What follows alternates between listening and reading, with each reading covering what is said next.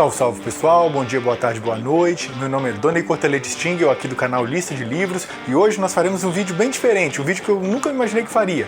Vai ser um react, ou mais bem dizendo, um react a um react.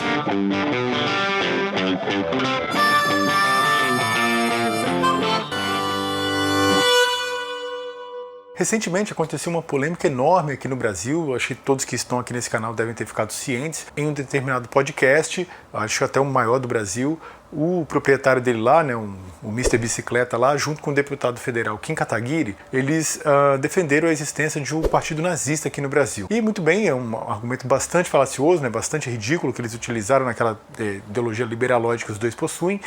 Entretanto, isso gerou uma série de consequências, né, bastante lesivas, especialmente para o Mr. Bicicleta lá, para o deputado federal Kim Kataguiri. Mais uma vez ele consegue escapar, né, deixa as dele e escapa, mas o fato é que isso gerou um imenso debate, imenso polêmico, imensa repercussão, inclusive internacional. E eu acabei assistindo um vídeo da Isabela Lubrano, que tem um canal de livros aqui no YouTube, muito simpático, aliás, e ela, lá pelas tantas, ela disse algumas coisas que me incomodaram bastante, né? E na medida em que ela apontava a ignorância, né, do Mr. Bicicleta lá, fiquei assim me questionando, né? Pô, mas ela diz isso a respeito dele e o caminho inverso, né? O pau que dá em Chico dá em Francisco, né? O vento que venta lá, venta cá. Na hora de apontar o dedo, né, ela apontou. E quando o dedo volta para ela? Né? Porque as coisas que ela afirmou no seu vídeo também foram muito graves. Né, também foram erros conceituais, erros de informação, erros de formação muito sinistros, muito complicados. Enfim, né, como ela mesma disse, quando a gente fala o que a gente pensa, a gente tem que estar preparado para lidar com as consequências. Então a ideia foi fazer um react, né, fazer aqui uma análise da fala bastante imprópria que ela disse. Entretanto, seguindo aqui, né, a própria Camisa já aponta no cheiro, né, há que endurecer sem perder a ternura. Então, se alguém pensa que nesse vídeo haverá baixaria, haverá um hater, haverá pessoa com coisas de baixo calão, coisas de baixo nível, esqueça, seu lugar não é aqui. O canal tem um nível, o canal tem é para determinado tipo de pessoa e não é para atrair esse tipo de gente, esse tipo de abelha aqui para o canal, não. Muito ao contrário, o debate vai se dar em um nível muito mais elevado do que essa baixaria aí que é tão comum na internet. Antes de dar sequência ao vídeo, eu gostaria de pedir, se você puder e quiser, curta esse vídeo, se inscreva no canal, ative o sininho, isso é muito importante para a propagação do canal Lista de Livros aqui pelo YouTube. A Isabela, ela apontou uma série de livros, né, que o Mr. Bicicleta lá e o Kim Kataguiri poderiam ter lido. Aliás, ela, de maneira um pouco estranha, ela se ateve mais ao Mr. Bicicleta. Mas enfim, estou entendendo aqui que talvez ela quisesse apontar para os dois. De qualquer maneira, ela apontou uma série de livros que eles deveriam ter lido, e eu vou fazer a mesma coisa. Mas antes de chegar aos livros, eu gostaria de contextualizar um pouco o debate para que a gente saiba quais os parâmetros que a gente está se utilizando. Uma parte do erro pode ser deslindado via livros, uma parte do erro através dessa contextualização. Acho que a primeira coisa que me espantou quando houve essa polêmica, né, foi com o espanto alheio, né? As pessoas ficaram, paz, meu Deus, defendeu, né, a existência do partido nazista, olha aquele sujeito, aquele não sei o quê.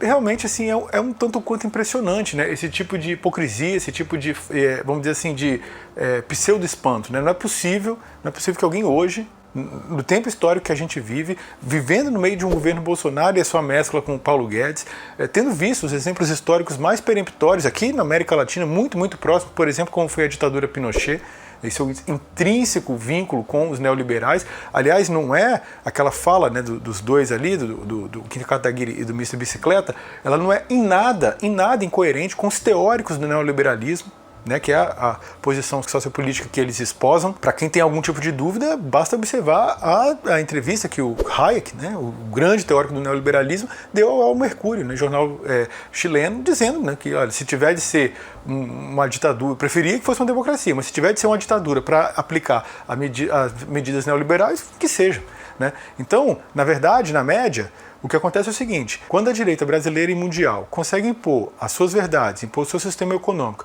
através do voto, muito bem, que seja, ela vai fazer isso. Mas se ela não consegue fazê-lo através do voto, ela vai derrubar governos, quiçá através de militares, como foi em outro tempo histórico, quiçá, como tem sido mais recente, através de meios jurídicos, né? Não é só no Brasil que aconteceu essa desgraça, não, que culminou aí um Bolsonaro, não. Vários países da América Latina aconteceu isso, no Paraguai, aconteceu isso, na Bolívia, aconteceu isso, no Equador, está acontecendo agora no Peru, Ou seja, você quando não consegue adotar essas determinadas medidas econômicas através do voto, o capital se une e vai se utilizar de outras ferramentas para desconstituir o poder do voto. Pode ser através dos militares, pode ser através do judiciário, etc. Então o espanto que muitas pessoas tiveram em relação àquelas posições liberalóides de defender o partido nazista, olha, meus queridos, vocês esperavam o quê? Você esperava o quê? É realmente preciso ser muito hipócrita, né? Posso resumir dizendo o seguinte: quando um fascista vai à casa de um liberal, a intimidade é tamanha que ele sequer precisa fechar a porta do banheiro. A gente resume o assunto assim. É preciso destacar que o erro cometido pelo Kim Kataguiri é muito, mas muito mais grave do que o pelo Mr. Bicicleta lá. Esse sujeito, ele é, vamos dizer assim, a representação, né, a face da quadrilha neofascista que é o Movimento Brasil Livre. Um movimento que tem uma origem bastante obscura, ninguém sabe quem sustentou esses caras, quem os financiou por tanto e tanto tempo. Eles tinham uma estrutura profissional desde os seus primórdios, inclusive existem várias acusações de terem recebido financiamento estrangeiro, que é proibido pela legislação brasileira. Então eles já tinham toda uma máquina de difamação, toda uma estrutura de criação de fake news, eles elegiam determinados alvos e faziam escrachos, inventavam toda sorte de mentiras, promoviam um discurso de ódio. A pessoa tentava de alguma maneira se defender, mas não conseguia, porque era uma avalanche, né? Eles diziam coisas assim, que a pessoa disse tal coisa, uma coisa bem esdrúxula, bem horrível, que, sabe, aquelas pessoas, aquela escumalha, vamos dizer, que vai se sentir tão nobre, tão honrada, tão moral, por discordar daquilo, mas a pessoa não tinha dito aquilo, só eles inventavam. Então, assim, ele é a face visível dessa quadrilha neofascista que é o Movimento Brasil Livre. Ele é o responsável assim, pela agite própria, né, pela agitação e propaganda, hoje aí de maneira um pouquinho mais amenizada porque se tornou deputado federal. E é muito interessante, né, porque eles sempre fizeram um discurso vinculado ao liberalismo. E na medida que você tem esse tal discurso, né, por óbvio você não acredita no Estado como indutor do desenvolvimento, não acredita que o Estado possa mitigar desigualdades sociais, etc. Você não acredita no Estado, você tem um vínculo maior com o mercado. Então qual seria o caminho natural desse sujeito e de outros tantos neoliberais ao longo do mundo? Vou abrir uma empresa, vou para o livre mercado, vou disputar. Mas não. Os neoliberais, eles são muito, mas muito hipócritas. O que eles fazem? Discursam contra o Estado, mas se vinculam a ele, vão se tornar políticos. Ora, se você não acredita no Estado, por que você vai se vincular a ele? Seria a mesma coisa que você ser ateu e aí você vai fazer o quê? Não, eu quero me candidatar a papa. Ora, que isso, pô? Se você não acredita, você não vai seguir esse caminho. Mas os neoliberais, eles têm essa contradição espúria, essa contradição abjeta, não é só no Brasil, não, viu?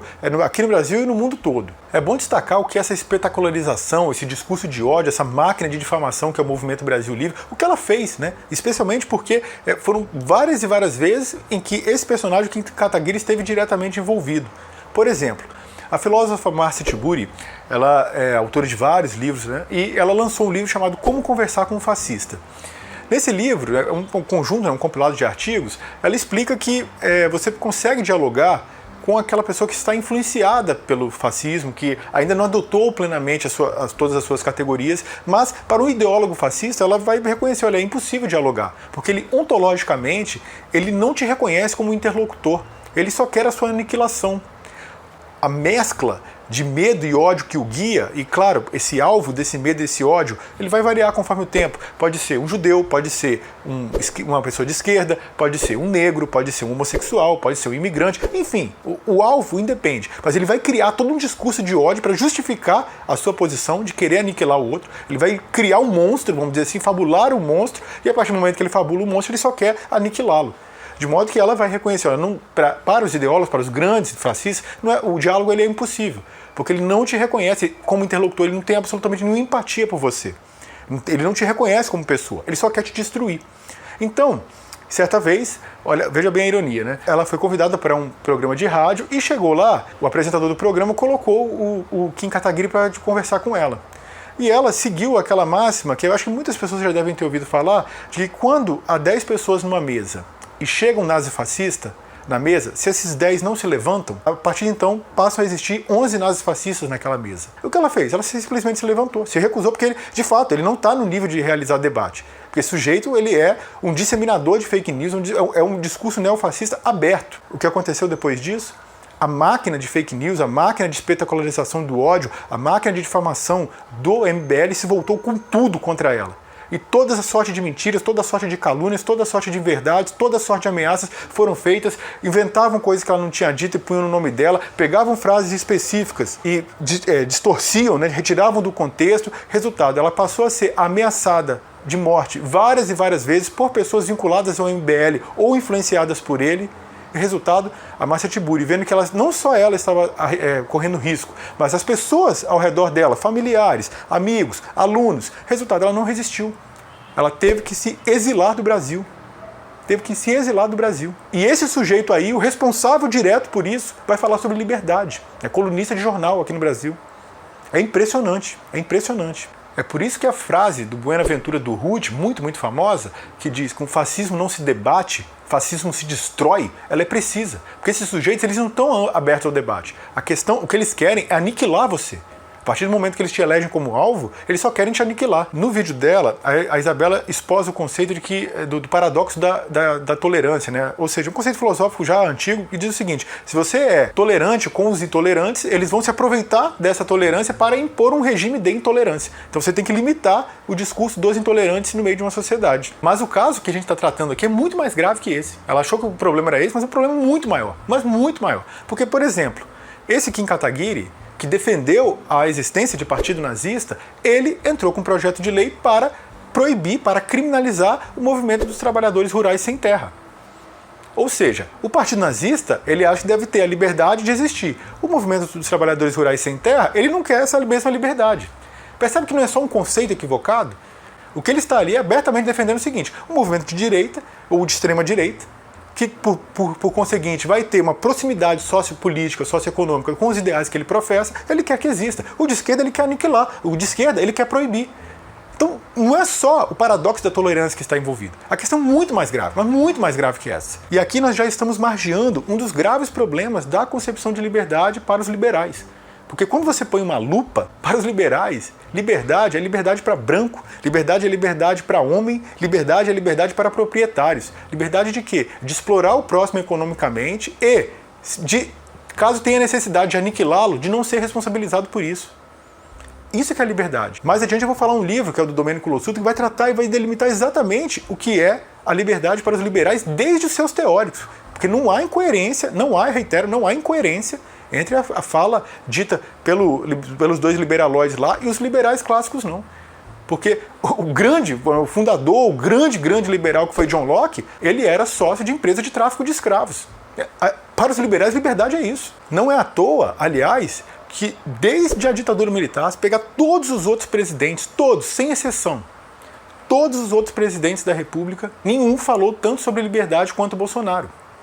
Ele é o que mais fala, ele se julga um arauto da liberdade. Justamente ele, um defensor da ditadura militar, justamente ele, um defensor da tortura, justamente ele, um defensor de torturadores. Você acha que pode haver um equívoco conceitual aí? Não. É porque os que os liberais fazem com o conceito de liberdade é justamente distorcê-lo, é justamente transformá-lo no inverso daquilo que ele deveria representar. E uma coisa assim que foi um equívoco também da Isabela, mas não é só cometido por ela não, também uma boa parte da esquerda se incorre no mesmo equívoco, é o de subestimar a inteligência alheia. De que forma subestimar a inteligência alheia? Parece que as pessoas não estão entendendo o que está acontecendo, então você precisa explicar, né? Você precisa apresentar um livro, você precisa olhar no fundo dos olhos dela e mostrar aquilo que ela está fazendo, como se elas não soubessem, como se elas não tivessem inteligência. Percebe o quanto isso é prepotente, quanto isso é pernóstico? Vocês realmente acham que os bolsominions não sabem que o governo Bolsonaro deixou de comprar vacinas, ignorou mais de 100 e-mails da Pfizer, as vacinas foram compradas mais de um ano depois do que a primeira oferta, e que esta ação culminou na morte de centenas de milhares de brasileiros? Vocês acham que eles não sabem disso? Você acha que falta informação a eles? Falta leitura a eles? Eles sabem disso. Vocês acham que quando o Bolsonaro disse aquela frase lá no voto a favor do golpe contra Dilma, aquela frase que, saudando o Carlos Brilhante Ustra, esse terrorista, ele diz abertamente, aliás: pela memória do coronel Carlos Alberto Brilhante Ustra, o pavor de Dilma Rousseff. Porque esse sujeito, esse Carlos Brilhante Ustra, esse torturador, ele esmagava mamilos de mulheres com alicate. Ele enfiava agulhas fervendo embaixo de unha dos prisioneiros e prisioneiras. Ele enfiava ratos vivos dentro de vagina de mulheres. Ele arremessou bebês no chão na frente dos pais, para que estes dessem as informações que ele gostaria de receber. Ele foi saudado pelo Bolsonaro no voto. E ele falou abertamente, é o terror mesmo, porque ele era um terrorista. Você acha que as pessoas que votaram no Bolsonaro não sabiam disso? Você acha que faltava informação a elas?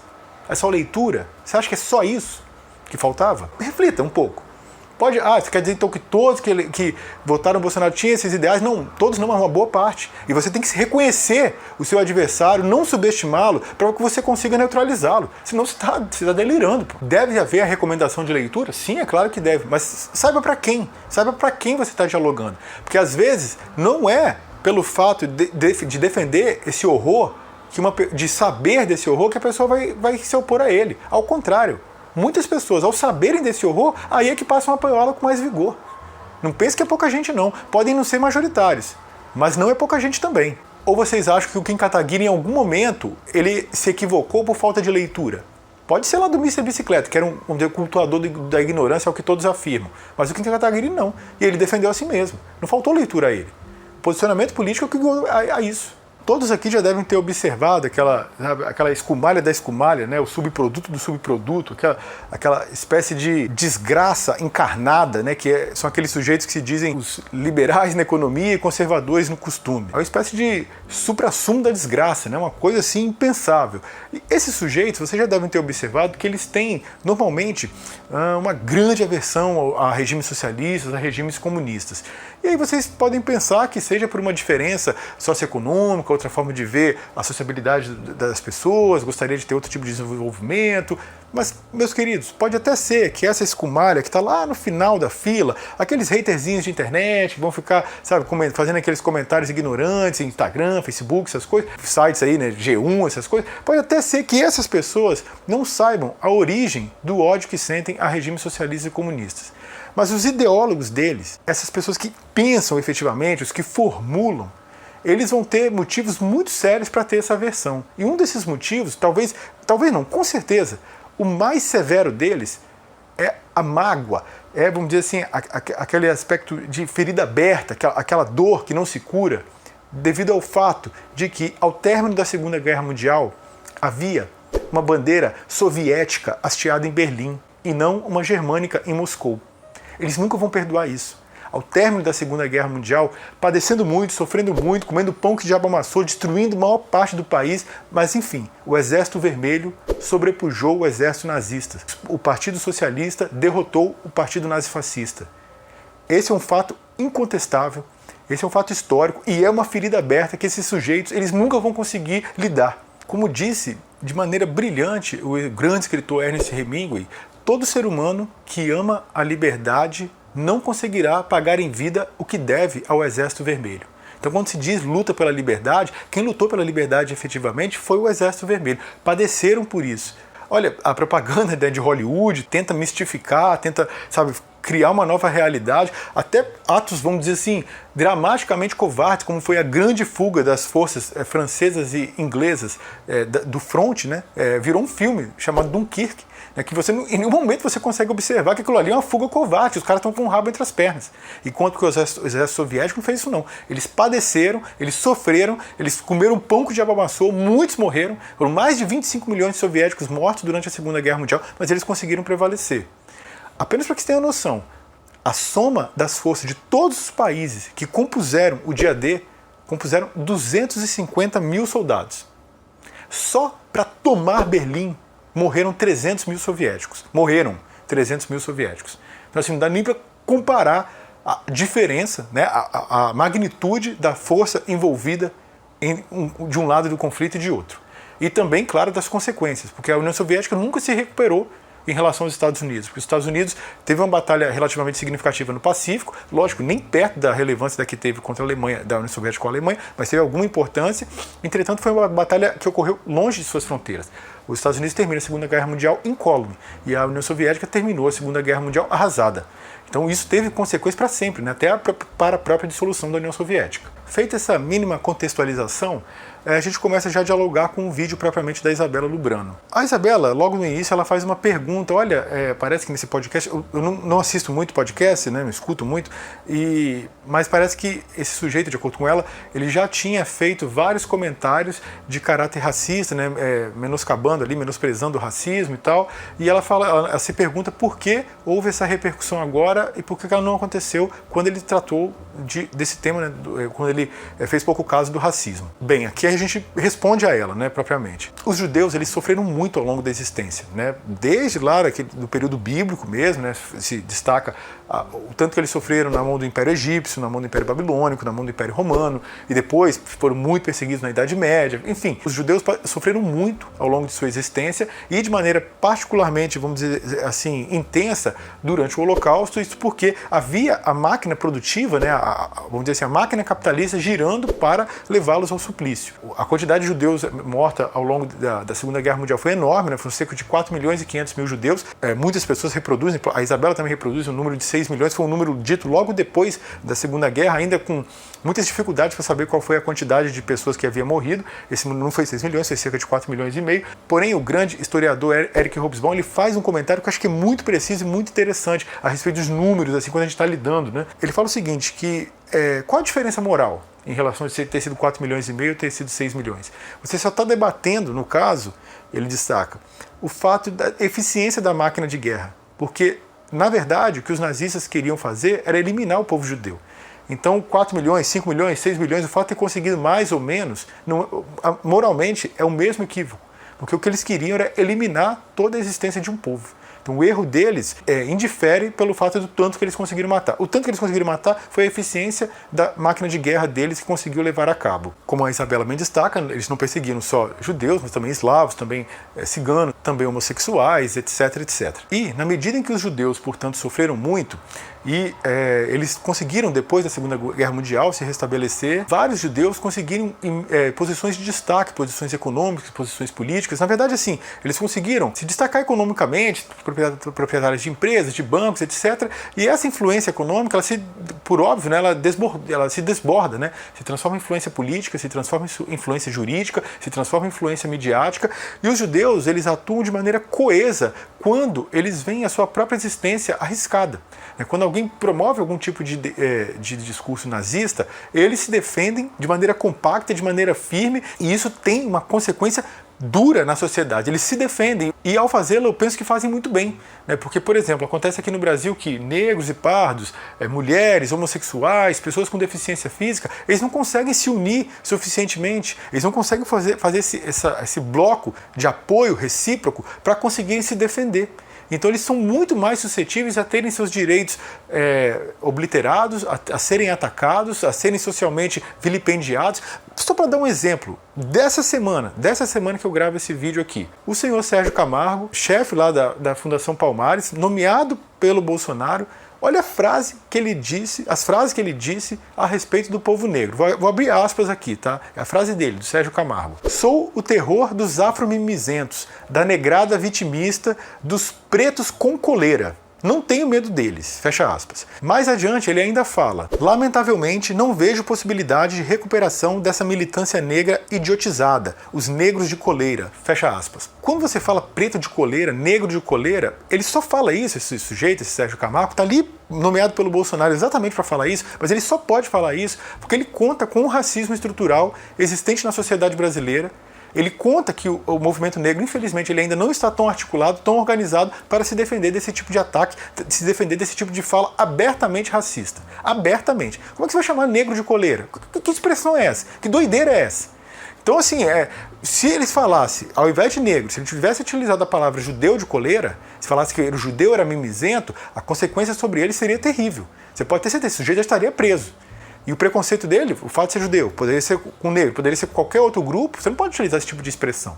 Mas ele conta com a ausência de articulação, vamos dizer assim, forte o suficiente do movimento negro, ele conta com o racismo estrutural dentro do Ministério Público, dentro da Polícia Federal, para que ele possa falar esse tipo de coisa e sair incólume. Então nós podemos observar que os judeus, por conta do seu esforço, da sua vontade, da sua gana, eles várias vezes vão ocupar posições de destaque, posições de influência, estarão perto do poder. Então, para dar um exemplo, quando o Lula era presidente, a secretária dele que cuidava das coisas, da rotina, etc, ela era judia. A Dilma, quando foi presidente, ela nomeou um ministro do STF judeu, que é o Luiz Fux. Diga-se de passagem, um péssimo ministro, um dos piores ministros da história do STF. Mas não por ser judeu, e sim por ser o Luiz Fux. Mas é um exemplo, né? Você vê que não há nenhuma pessoa negra ou parda no STF, mas existe um judeu.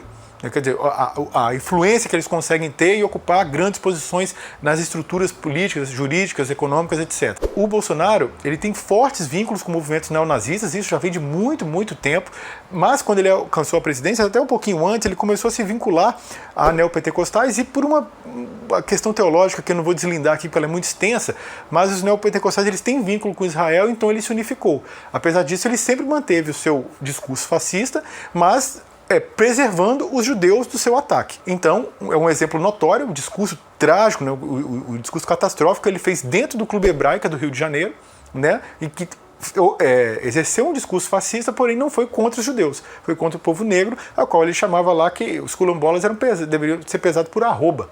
É uma coisa também inominável e, mais uma vez, contou com o racismo estrutural da sociedade brasileira para poder fazer uma fala abertamente racista como aquela e sair incólume. Assim, é lógico que magoa, né?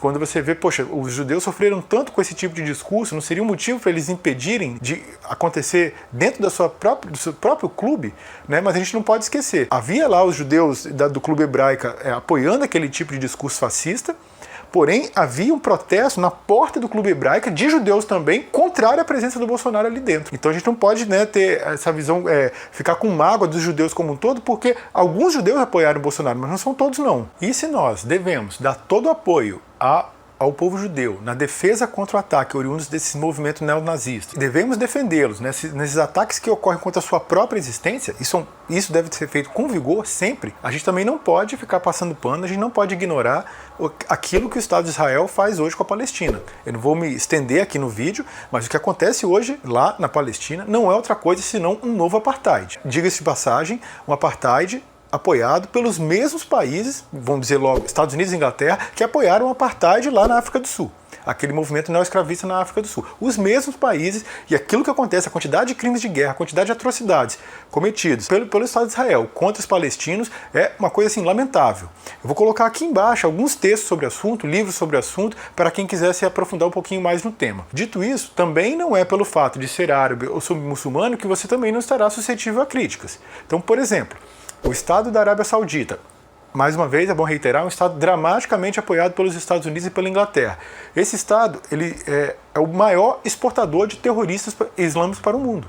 Ele tem uma visão teológica, o wahhabi salafista, é uma visão muito, muito desfavorável, muito agressiva, especialmente contra mulheres. Toda sorte de direitos humanos são desrespeitados no Estado da Arábia Saudita. Da mesma maneira que o Estado de Israel, a gente vai fazer uma crítica, porque ele atua de determinado modo, a gente também não é porque todos os outros Estados islâmicos eles vão ser defendidos de maneira abstrata, de maneira assim, sabe? Não, tem que colocar uma lupa e se errou tem que ser criticado da mesma maneira. E aqui, propriamente, nós vamos chegar ao ponto que a Isabela Lubrano, na minha concepção, cometeu um erro muito, muito grave. Ela diz que aqui no YouTube ele desmonetiza os vídeos quando está se tratando de temas polêmicos. Ela diz que não discorda da ação do YouTube, eu particularmente acho muito equivocado, tá? Porque se você faz uma denúncia contra o racismo e você faz uma fala de apologia ao racismo, olha, as duas coisas não podem ser tratadas da mesma maneira não. Essa denúncia ela tem que ser saudada e a apologia tem que ser combatida. E não só desmonetizada, ela tem que ser cortada, tem que ser censurada, tem que ser retirada da rede. Não pode ficar fazendo discurso de ódio, não pode ficar praticando crime através do YouTube. Então, assim, esse tratamento que ela entende, ela diz que entende, eu particularmente discordo. Mas não é esse o ponto. Ela diz o seguinte, que ela, a despeito de poder estar suscetível a não ser monetizada, ela tem direito à liberdade de expressão, coisa que ela não teria se ela vivesse em um país como a Arábia Saudita, que nós já tratamos aqui, e bem como se ela vivesse na China ou em Cuba. Bem, eu não sei porquê, de onde veio a ideia de falar sobre China e sobre Cuba, né? Eu não sei se ela quis posicionar ali no extremo centro, sabe, né? Aquela coisa assim, nem de esquerda nem de direita, né? O memezinho acho que é bem explícito, muito preciso para deslindar o assunto, mas a gente vai poder comentar um pouquinho o grave erro conceitual que a Isabela cometeu. Sobre a China, que é um país muito diferente do nosso, com uma história milenar, com uma cultura muito profunda, um país muito extenso, com a população muito dispar dentro, né, do seu próprio território. Então, eu vou recomendar alguns canais que têm vínculo com o professor Elias Jabbour. O professor Elias Jabbour morou na China, fez mestrado sobre o assunto, doutorado sobre o assunto, tem vários livros publicados sobre o assunto. Então vou deixar aqui embaixo alguns canais onde ele deslinda, debate, especialmente sobre economia, mas não só. E para quem quiser se aprofundar sobre o assunto, eu acho que é um bom início, é um bom introito. Eu gostaria de me focar especialmente em Cuba, porque a China é um país muito distante, o idioma é muito distinto, né? Não é nem o alfabeto indo-arábico que eles utilizam, enquanto que Cuba está aqui no nosso continente, fala o idioma irmão, né, que é o espanhol, é relativamente fácil de ser acessada, né, muito diferente da China, né, que está lá do outro lado do mundo. Então, acho que... E é um país também que eu conheço melhor, que eu conheço mais, eu já tive a oportunidade de visitar, e por isso eu vou fazer aqui uma abordagem para explicar o erro conceitual grave, muito severo, a calúnia, na verdade, que a Isabela cometeu contra esse país. A primeira coisa para dizer é o seguinte, né, tem muitas pessoas que falam assim, vai para Cuba, né? Bem, eu já fui, viu? Já fui, conheci o país. Na verdade, eu pedi minha esposa em casamento na Praça da Revolução, né? Ladeado pelas figuras de José Martí, de Camilo Cienfuegos, de Che Guevara. Então é um país que eu conheço, tanto por leitura quanto por ter ido lá. E fui para conhecer, para aprender sobre o país. Não fui lá para vomitar minhas verdades, né? Eu fui lá com o intuito de conversar, de aprender, de escutar o que os cubanos tinham para dizer, e isso foi muito feliz, a viagem, porque os cubanos, eles são muito falantes, né? Eles conversam com você, sem te conhecer, conversam longamente. Aliás, várias vezes eu conversei horas e horas com os mais diversos cubanos. Eles são muito felizes, muito animados.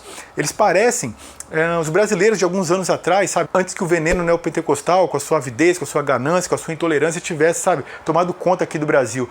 Parece, sabe, aquele povo mais hospitaleiro, mais feliz, mais alegre, mais conversador, que existia alguns anos atrás aqui. E eu pude, portanto, saber quais eram os dramas, quais eram os problemas, quais eram as dificuldades que eles enfrentavam. Isso me ajudou, assim, a limpar a mente, sabe? Porque é difícil quando você vai ficar sendo emprenhado pelo ouvido, né? Algumas pessoas vão falar a favor, outras pessoas vão falar contrário, mas o que é a verdade, né? E quando eu fui, como eu conversei com muita gente em vários lugares, eu pude ver qual era a verdade do povo cubano. Eles têm muitas dificuldades materiais, assim, você tem um bom celular, tem uma boa TV, isso é difícil para eles, né? Eles padecem, né, com o bloqueio econômico criminoso que os Estados Unidos impõem. Cuba não participa sequer do sistema de compensações internacionais. Então, porque, por exemplo, se você faz uma compra, vamos dizer, da Itália, né, você paga em real, vai passar pelo dólar, que vai chegar ao euro, e depois, no caminho inverso, se você tiver, né, sendo vendido alguma coisa, sai do euro, passa pelo dólar, volta para o real. Os Estados Unidos bloqueiam isso de Cuba, gerando uma série de dificuldades. Então uma série de países não compra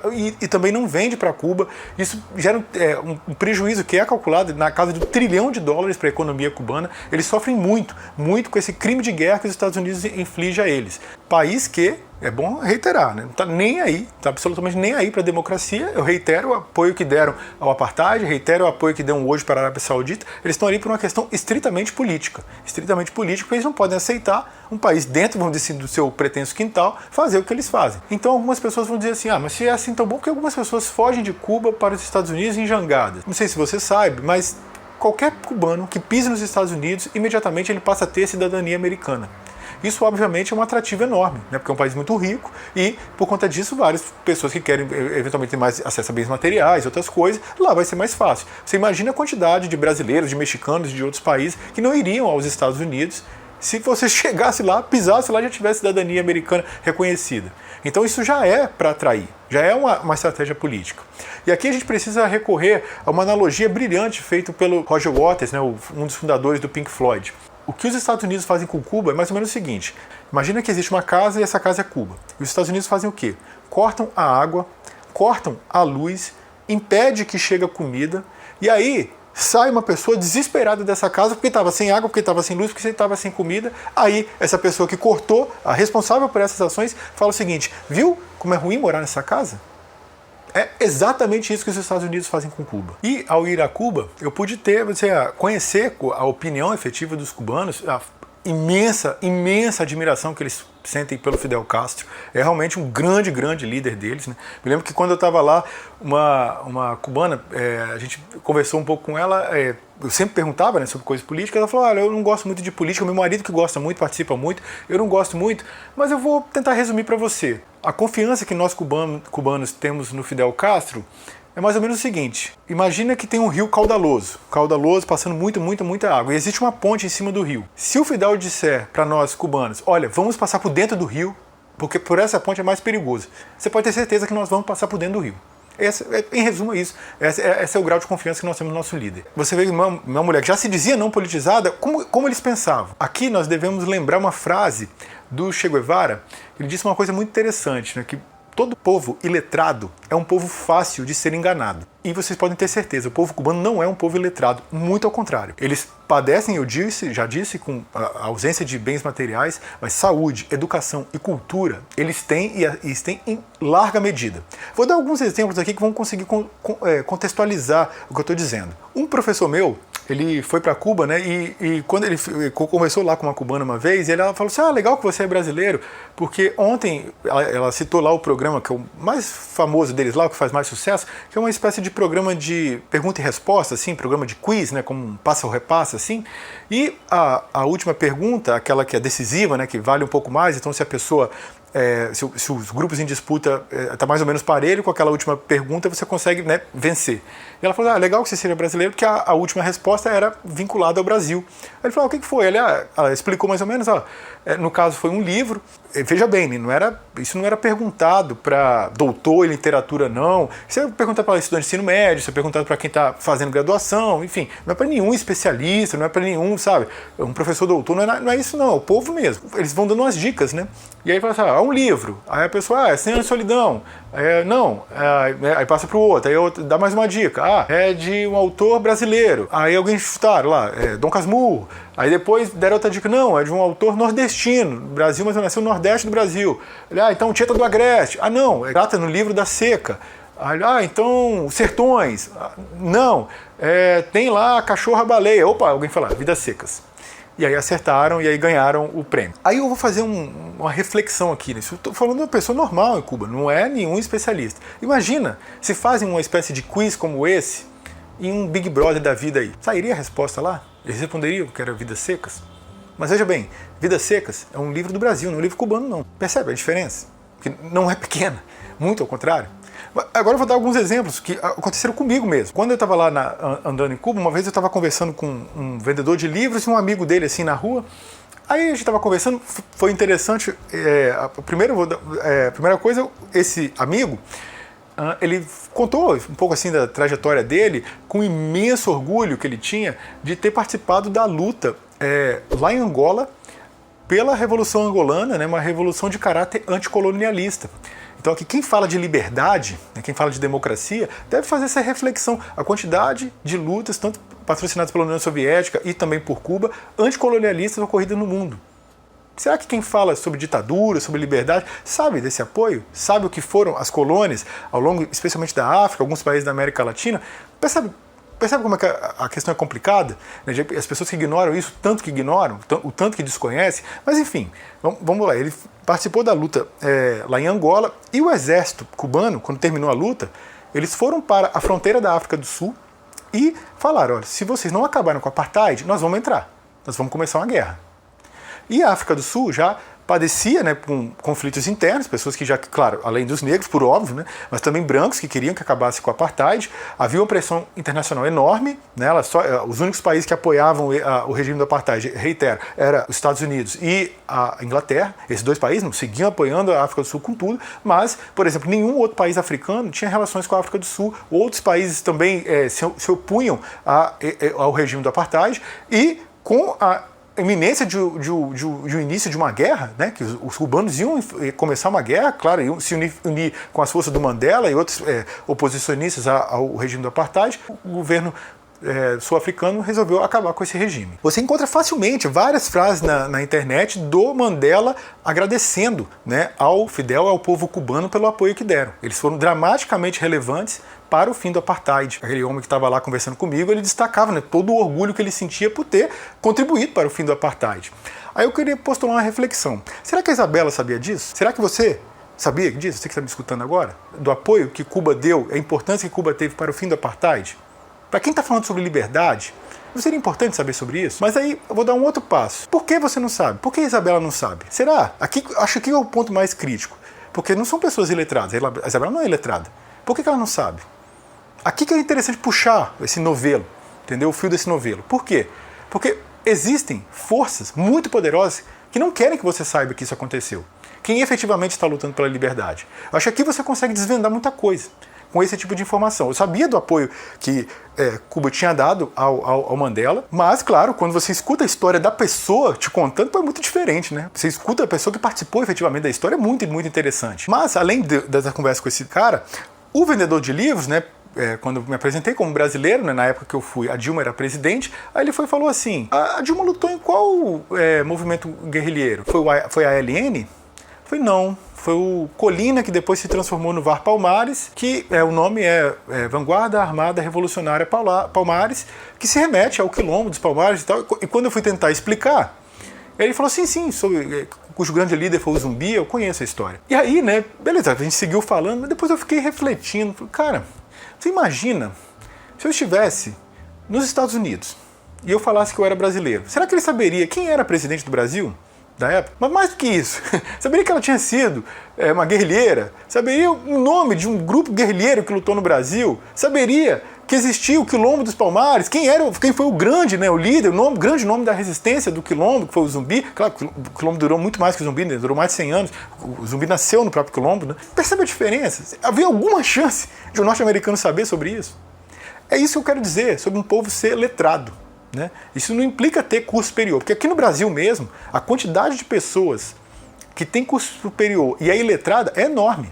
Não quero falar aqui das pessoas que são muito humildes, que são brutalizadas, que têm toda a dificuldade econômica, que não tem tempo. Enfim, vamos pensar só naquelas pessoas que tiveram acesso a boas escolas, a boas bibliotecas, que os pais têm recursos para comprar livros, que têm algum tempo, né, que começam a trabalhar já com alguma idade, ou seja, que demoram um pouquinho mais para começar a trabalhar e, portanto, tiveram a oportunidade de se maturar intelectualmente. Percebe quantas pessoas aqui no Brasil nunca leram um livro de Celso Furtado, nunca leram um livro de Caio Prado Júnior, nunca leram um livro de Darcy Ribeiro, de Florestan Fernandes, de Leandro Conder, de Marilena Chauí, de Milton Santos, de Gilberto Freire, de Teotônio dos Santos, de Nelson Werneck Sodré, de Raimundo Faoro, de Sérgio Buarque de Holanda, etc, etc, etc. Percebe? Pessoas que às vezes não sabem nem quem são os grandes pensadores que eu citei aqui agora. Não só não leram, um Celso Furtado não está nem na fila.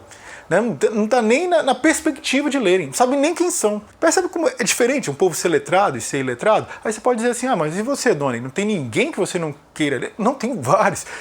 Aqui eu já posso até dar uma fala relevante, né, a respeito do que eu estou dizendo aqui. Eu tenho uma planilha com centenas de nomes de autores que eu pretendo ler, e desses autores, eventualmente, tem lá a indicação dos livros, que são milhares de livros. Tem uma vida pela frente para ler de objetivo. Para citar, 3 grandes autores aqui que eu não tive a oportunidade de ler. Talvez alguns até vocês vejam os livros aqui atrás que estão na fila aqui. Por exemplo, Muniz Bandeira.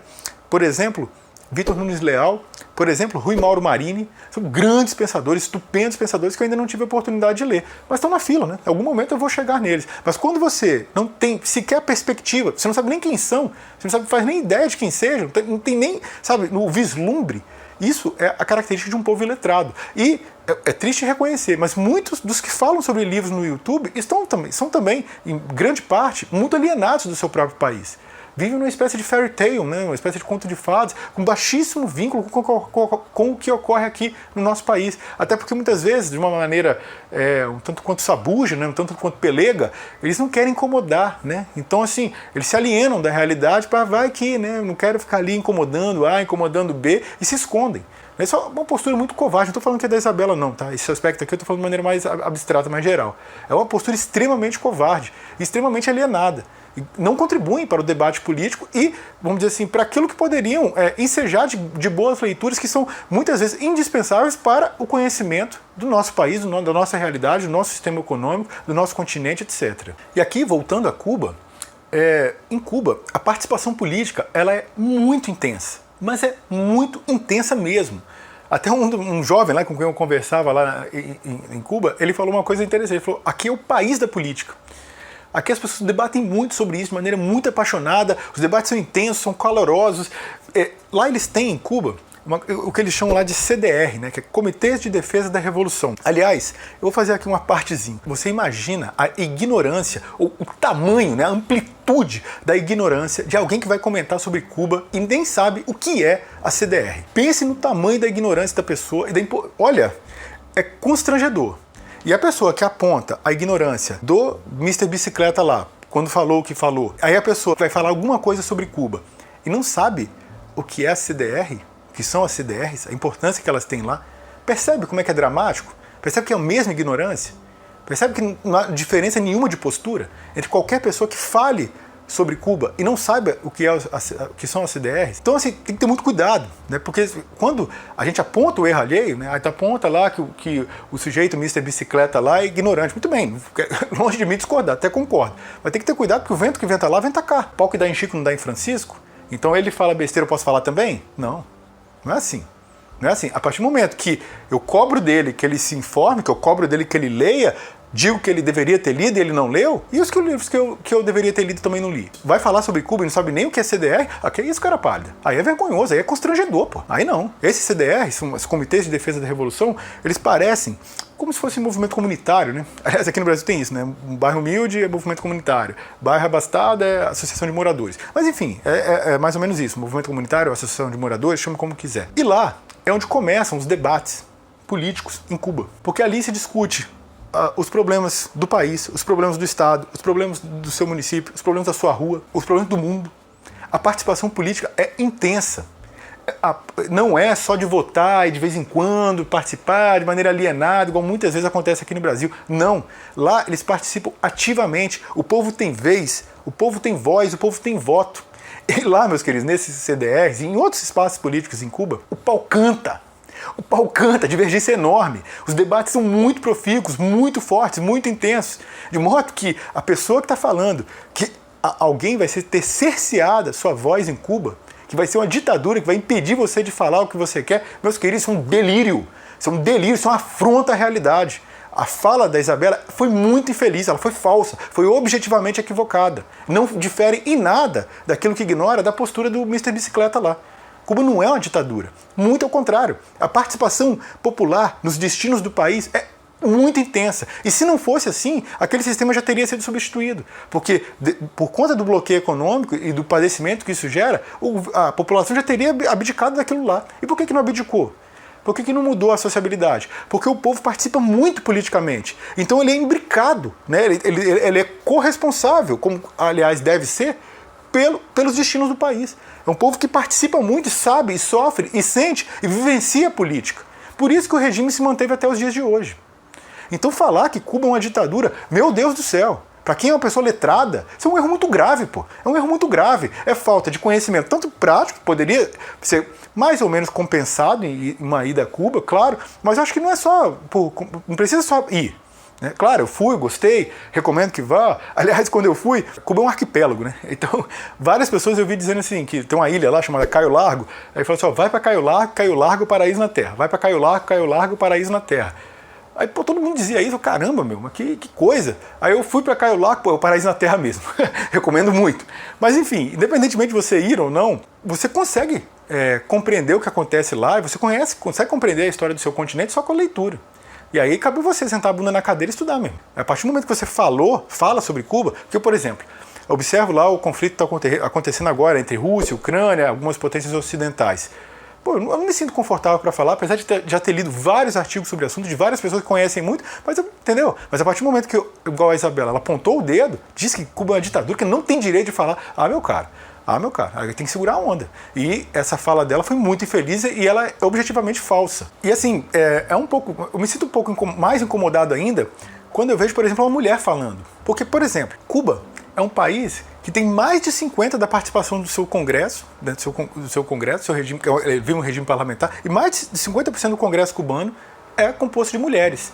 Quantos países no mundo podem falar isso? Aí eu, que sou homem, me incomodo imensamente que o Congresso brasileiro aqui tem uma participação tão majoritariamente masculina. Pô, a Isabela, que é mulher, ela sabe que Cuba tem mais de 50% dos congressistas mulheres?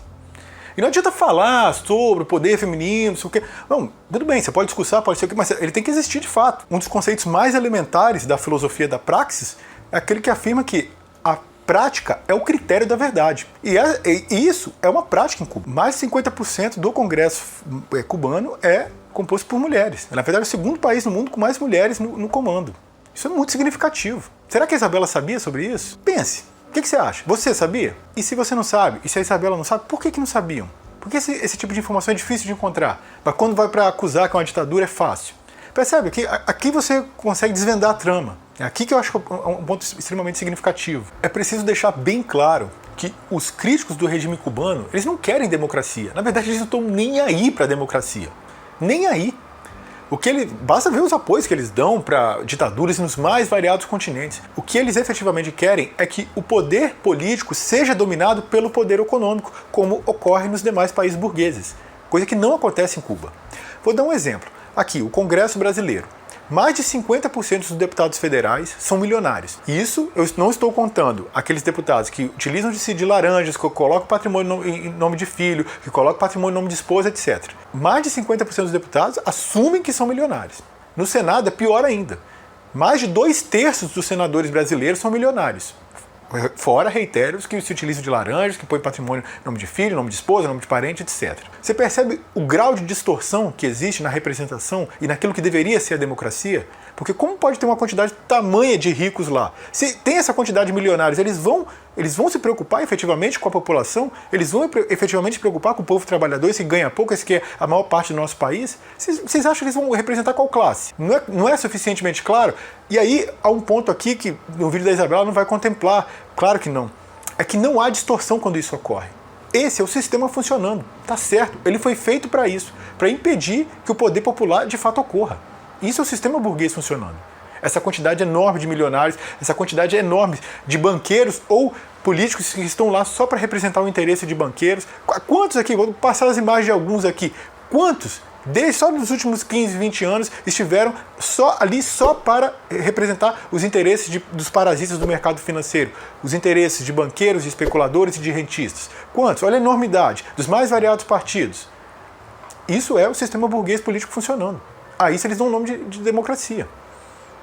Quando, na verdade, transformam o parlamento em um comitê de negócio da burguesia. Aí alguém pode dizer, mas você vai defender um país que tem um regime de um partido único. Meus queridos, a gente tem que crescer, né? A gente tem que crescer, não dá para ficar sabendo. Em política, não dá para ficar com esse tipo de delírio, não. Em Cuba, o Partido Comunista Cubano não é partido eleitoral. O partido eleitoral existe aqui, por exemplo, no Brasil. Então, por exemplo, em Cuba, o Partido Comunista Cubano ele tem uma função de estruturação do Estado. É totalmente diferente da nossa.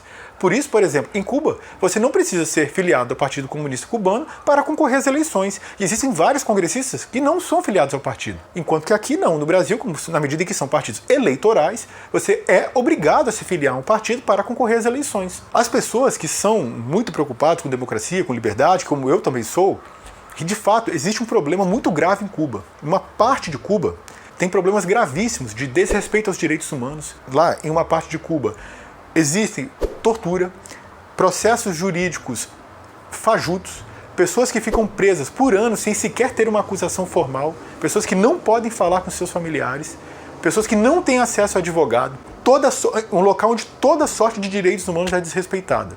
Mas isso não é em toda Cuba, não. É numa parte específica de Cuba, chamada Guantánamo. A quem tem de fato apreço pela liberdade, apreço pela democracia, procure saber o que acontece lá, para você ver. E por fim, a esses grandes teóricos, arautos, defensores da liberdade e da democracia, procurem saber o que está acontecendo, mesmo até os dias de hoje, com Edward Snowden e Julian Assange. Aí vocês vão ver quem é efetivamente preocupado com democracia, com liberdade de informação, etc. E, como eu afirmei, você pode conhecer de várias maneiras, né, o que acontece aqui em Cuba, até porque é um país que está no nosso continente, não é impossível de ser visitado. Claro, tem tempo, dinheiro, etc, mas é um país que é passível de ser conhecido em loco, mas você também pode conhecê-lo lendo. E eu acho que aqui, nós que estamos aqui tratando no YouTube de livros, a gente tem os meios para conhecer. E aqui eu vou indicar umas obras que são muito importantes para conhecer não só Cuba, mas para conhecer o nosso país, o nosso continente, a sociabilidade que a gente vive e que muitas vezes é ignorado por muitos youtubers e muitas youtubers. São livros, todos eles, absolutamente imprescindíveis, todos livros muito importantes para conhecer a nossa realidade. Eu escolhi falar de 4, um número meio cabalístico, né? Poderia ser muitos mais, mas enfim, eu acho que 4 livros vão dar uma mínima condição para a gente se contextualizar no debate político aqui no Brasil. O primeiro livro que eu gostaria de falar, e o mais importante deles, se chama O Povo Brasileiro, a Formação e o Sentido do Brasil, do Darcy Ribeiro. Olha, eu não consigo enfatizar em palavras a relevância desse livro, o quanto ele é importante. Eu acho que é uma tragédia intelectual que um brasileiro termine o ensino médio sem ter tido acesso a essa obra, sem ter podido ler essa obra. Aqui você vai compreender do que é feito a nossa seiva, né? O nosso povo, a nossa história. Esse livro é a grande biografia do Brasil. É um livro absolutamente imprescindível. É um livro assim, você vai entender por que o nosso povo é o que é, faz o que faz, qual é a trajetória, por que nós somos o que somos. Por que todo brasileiro tem um quê de escravo e um quê de senhor de escravo. É um livro, olha, não dá para enfatizar em palavras o quanto esse livro é imprescindível e é, para mim, absolutamente constrangedor que exista qualquer pessoa que fale sobre livros na internet e não tenha lido esse livro aqui. Claro, um youtuber brasileiro, né? É constrangedor, porque é um livro absolutamente imprescindível. Imprescindível mesmo. Na verdade, para mim, todo brasileiro deveria ler esse livro. Eu não gosto daquelas falas assim, quem não leu isso não leu nada. Eu acho uma fala pernóstica, uma fala hiperbólica, né? Exagerada, mas se fosse para utilizar essa frase com algum livro, esse aqui seria. Né? Um livro de não ficção, claro. Né? Então, assim, uma pessoa que fala sobre livro na internet, qualquer youtuber, mesmo que você leia mais romance, ou mais história, mas não sei o quê, não leu esse livro aqui, é constrangedor para dizer o mínimo, tá? Para dizer o mínimo. O segundo livro que eu queria falar é As Veias Abertas da América Latina, do Eduardo Galeano. Livro que a Isabela e outros mais deveriam ter lido também. Isso para quê? Para conhecer a história do nosso continente. Da mesma maneira que o Darcy Ribeiro ele fez uma história estupenda do nosso país, esse aqui vai deslindar o Eduardo Galeano, que é, aliás, um poeta, né? Um sujeito brilhante. Vou tentar deixar aqui nos cards uma fala dele. Olha, é difícil até, né, você detalhar, delimitar a amplitude da sabedoria, da sapiência. Olha, o Eduardo Galeano é um nome assim, incontornável da história da América Latina, um grande escritor uruguaio, escrevia sobre muitos assuntos, né, de uma poesia, de uma sensibilidade, de uma grandeza intelectual, uma grandeza enquanto pessoa. Um sujeito assim, olha, que sorte a nossa. Que sorte a nossa de termos podido viver o tempo histórico junto com um personagem como Eduardo Galeano. E esse livro aqui, feito lá no início da carreira dele, ele faz a história do nosso continente. Por que nós somos o que somos? Porque isso é uma coisa que aqui no Brasil, muitas vezes, a gente, muito vinculado à Europa, especialmente Estados Unidos, a gente acaba ignorando, né, o fato de que os países da América Latina, eles padeceram juntos pelos mesmos problemas. Foram explorados, serviciados, humilhados, da mesma maneira. A história, as 4 grandes mazelas, né, que, vamos dizer, as 4 grandes tragédias que ocorreram e ocorrem na América Latina, que são a colonização, a escravidão, as ditaduras militares e o neoliberalismo, ela é uma história comum. Todos os países da América Latina sofreram com isso. E aqui o Eduardo Galeano, né, esse livro famosíssimo, né, muito, muito vendido, ele vai deslindar essa história. Para quem quer conhecer a história do nosso continente, e claro, nosso país está dramaticamente envolvido com isso, é um livro absolutamente imprescindível. E também é um livro que é constrangedor. Olha todos aqui, todos que eu vou citar aqui. Para quem fala de livro na internet e não tenha lido, é realmente lamentável. Esse é um livro imprescindível, eu recomendo imensamente. O terceiro livro que eu gostaria de falar aqui é o Contra-História do Liberalismo, do autor italiano Domenico Lossurdo. Se o primeiro eu tratei de um livro que é do Brasil, o segundo do continente latino-americano, esse livro aqui ele já vai explicar a sociabilidade do mundo. Né? Por que nós vivemos esse tipo de regime econômico? Por que esse tipo de política? E esse livro aqui, ele vai conseguir explicar de maneira muito, muito precisa, muito didática, de maneira muito específica, por que aquele pensamento liberaloide lá, do Mr. Bicicleta lá e do Kim Kataguiri, ele não foi coerente. Aqui vai explicar os pensadores liberais por eles mesmos, vai citar os pensadores liberais, indo em várias fontes originais, comentar o que eles escreveram, e você vai perceber que aquele pensamento lá defendido por eles, infelizmente, não tem nada de equivocado para o conceito liberal. Aquilo ali, eles estão, na verdade, sendo coerentes com o sistema liberal. Esse é um livro imprescindível, muito fácil de ser compreendido. O Domenico Lossurdo escrevia de maneira muito tranquila, você consegue entender bem o que ele está explicando. Então, apesar de ser um filósofo bastante conceituado, você não precisa ser especialista, formado em filosofia, não. Você vai conseguir compreender a história política e filosófica dessa tragédia, que é o que domina o mundo hoje, que é o liberalismo. Por fim, o quarto e último livro que eu gostaria de indicar é uma biografia do Che Guevara, chamada Ernesto Guevara, também conhecido como Che, escrita pelo jornalista mexicano Paco Ignacio Taibo II. O Che Guevara é um personagem muito famoso no nosso tempo histórico, né? Dificilmente alguém não conhece alguma coisa sobre ele, desde aquelas calúnias mais imundas, mais falsas, né?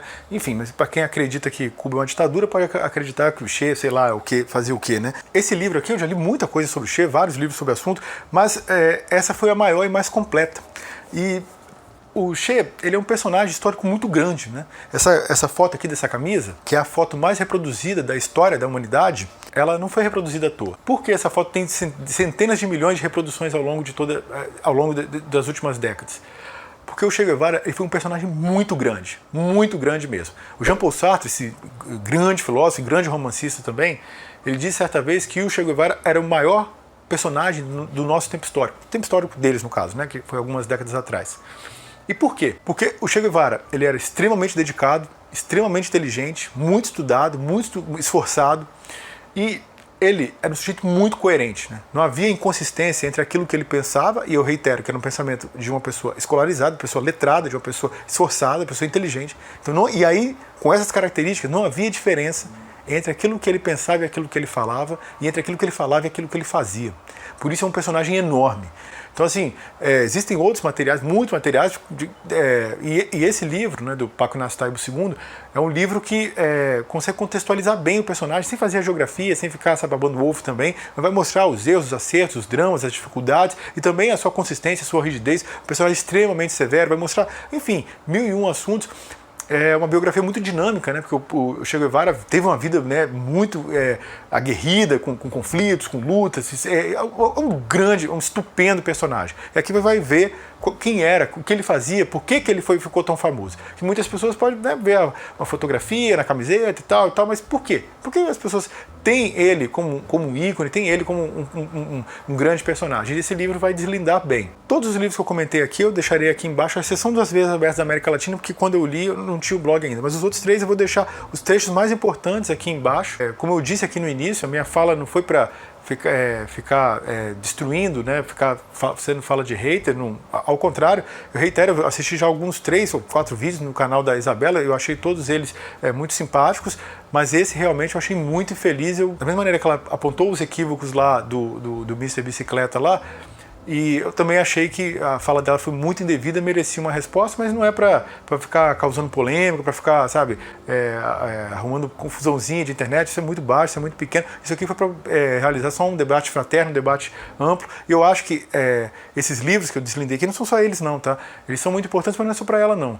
Muitas pessoas falam sobre livro aqui no YouTube e deixam muito a desejar no conhecimento do nosso país e da nossa sociedade. Dito isso, naturalmente, o que eu expus aqui foi apenas a minha opinião. Eu gostaria de saber a sua. Você já teve a oportunidade de ler esses livros? Concordou com o que eu disse aqui? Tem alguma coisa mais para apontar? Gostaria de apontar outros livros que eu deveria ter lido, que você acha que seria interessante? Bem, a fila é grande, mas estou aqui bem suscetível também de novas recomendações. Comentem à vontade aqui embaixo. É isso, um forte abraço, beijo no coração e até a próxima. Tchau, valeu!